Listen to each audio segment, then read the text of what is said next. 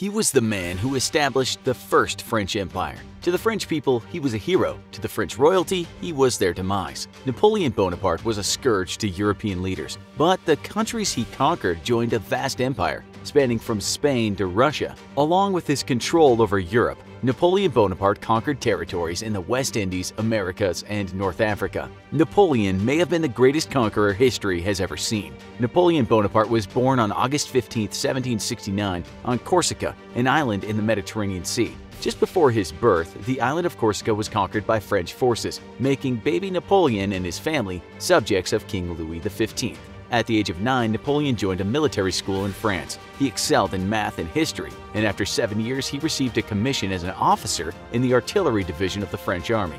Then in the summer of 1789, the French Revolution began as Parisian mobs stormed the Bastille. The French Revolution concluded with the removal of the monarchy. The country was relabeled as a republic, to be governed by an assembly known as the Convention. Louis XVI was guillotined in 1793, and the French monarchy died with him. With the dismantling of the monarchy and aristocracy, France was thrown into what became known as the Reign of Terror. It's estimated that around 300,000 suspects were arrested and 17,000 people were executed during this time. It's during this tumultuous period that Napoleon began to gain fame. His first major victory came when he defeated royalist forces supported by the British Navy at the port of Toulon. After the battle, he was celebrated as a war hero. In 1795, Napoleon gained even more fame when he fired upon royalists and defeated anti-republic forces that threatened the new government. His battles against the forces that opposed the new republic gained him favor with the leaders in the new government. Young General Bonaparte was appointed commander-in-chief of the French military,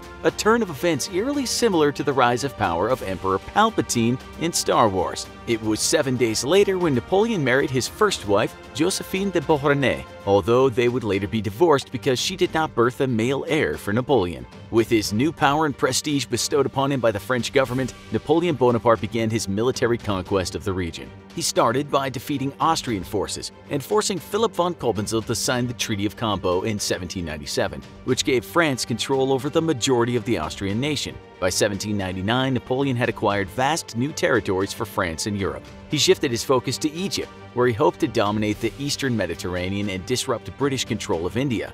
During this campaign, French soldiers discovered the Rosetta Stone by accident. The Rosetta Stone was brought to Europe and eventually translated, unlocking the mysteries of Egyptian hieroglyphics. Upon returning to France in 1799, Napoleon began to create a plan to overthrow the French government.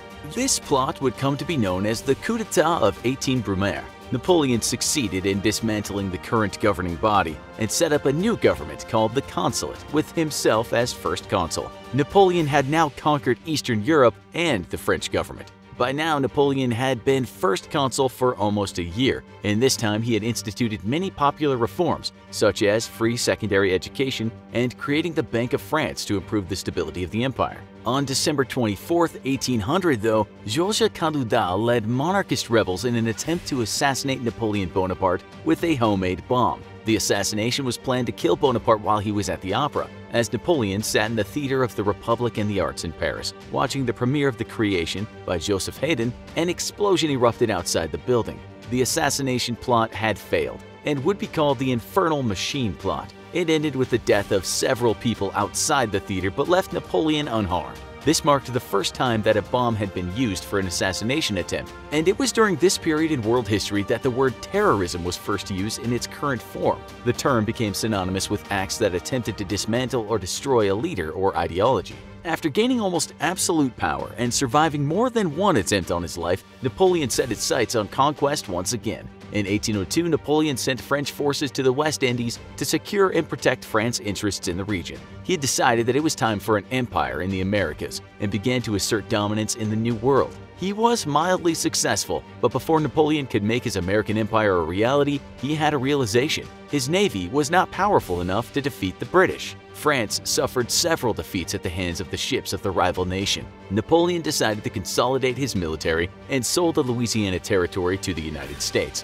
which would come to be known as the Louisiana Purchase. In return for the land, Napoleon received money that France badly needed. In 1804, the consulate was transformed into an empire, and Napoleon was officially named Emperor of the First French Empire. The following year, what was left of Austria and Russia allied themselves with the British. Napoleon decided it was time to bring the rest of Europe to their knees and began plans to invade England.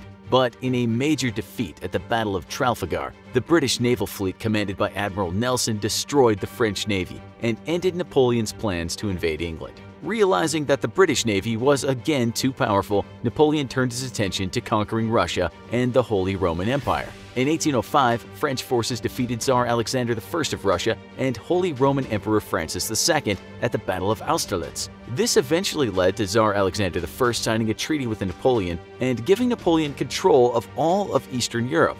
There was a time of relative peace in the First French Empire until 1812, when Russia withdrew from the treaty and once again allied itself with Britain. Napoleon made the decision that Russia must be invaded and completely conquered if he was going to maintain control of the region. The invasion led to the bloodiest battles of the Napoleonic Wars. The Battle of Borodino was fought just outside of Moscow. The Russian forces were estimated to have suffered around 45,000 casualties, while the French lost approximately 30,000 men. Although both sides took great losses, Tsar Alexander I refused to surrender, and Napoleon refused to abandon his conquest. But then the Russian winter did what the Russian army could not. Due to lack of supplies and resources, the French army was forced to retreat from the bitter Russian winter, and Napoleon returned to Paris. In 1813, the combined forces of Russia, Prussia, Austria, and Sweden defeated Napoleon's armies in Europe. This forced Napoleon to abdicate his throne on April 11, 1814. The European leaders decided to banish Napoleon to the Mediterranean island of Elba.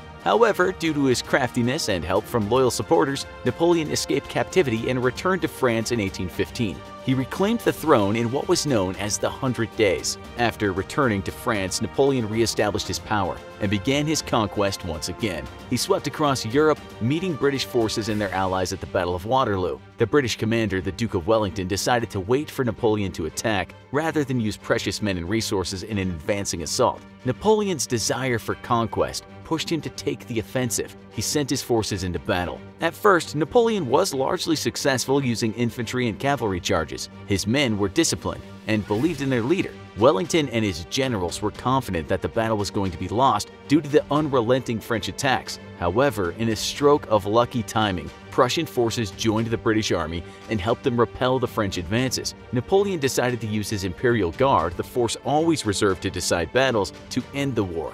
But due to a miscalculation, Napoleon split his Imperial Guard instead of sending them into battle together. This led to both smaller forces being defeated and a retreat by the French army. The Battle of Waterloo made Great Britain the dominant global power for the next 100 years. After Napoleon's defeat at Waterloo, the leaders of Europe decided he needed to be sent further away. Napoleon Bonaparte was exiled to St. Helena, a remote volcanic island in the South Atlantic Ocean. The British kept 2 Navy frigates on patrol of the island at all times to ensure that Napoleon stayed in exile. Napoleon eventually died of cancer on May 5, 1821 on St. Helena at the age of 51. He was originally buried under 3 stone slabs beneath 2 willow trees, but later his body was moved back to France, where it remains to this day. Due to Napoleon's fame, he became a legend. As with all legends, incredible stories were told and myths created about the man. Conspiracy theories that Napoleon was poisoned instead of dying from natural causes spread like wildfire. People believe that his remains were stolen on the way back to Europe and secretly buried at an undisclosed location in Paris.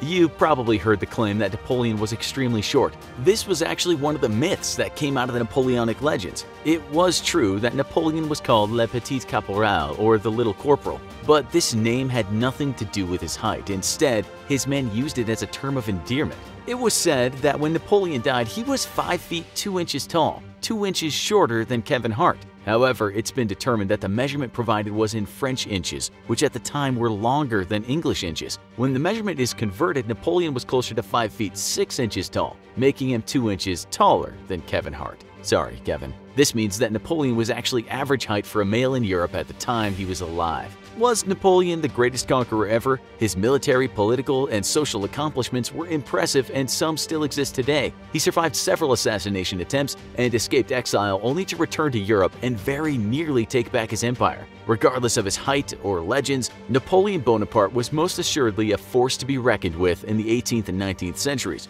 He conquered vast amounts of land around Europe, controlled several territories overseas, and marched deep into Russia. Europe had not been unified under one ruler since the Roman Empire, and Napoleon Bonaparte was the first conqueror to succeed in creating an empire in Europe and abroad where so many before him had failed, even if only briefly. Now go check out our other video on Genghis Khan or Julius Caesar and decide for yourself who's actually the greatest conqueror of all time. Don't forget to tell us who you decided was the best in the comments.